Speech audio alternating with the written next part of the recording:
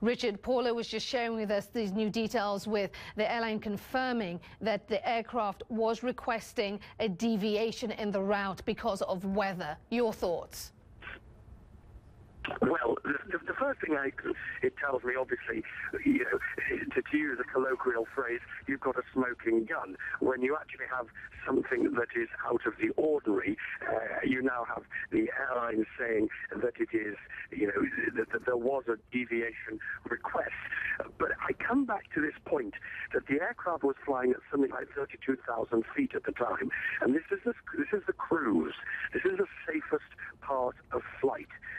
And bad weather per se does not bring down aircraft. You have to really follow this through.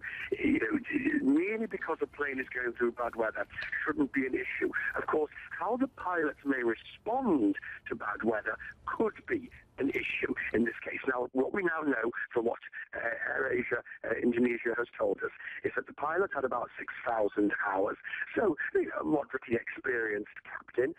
The co-pilot has around 2,000 hours flying experience, so I would say he was for a first officer, moderately experienced. You tend to wait about that length of time before you go for your captaincy. So in that scenario, you have a crew that is not terribly experienced, but is certainly well on the way.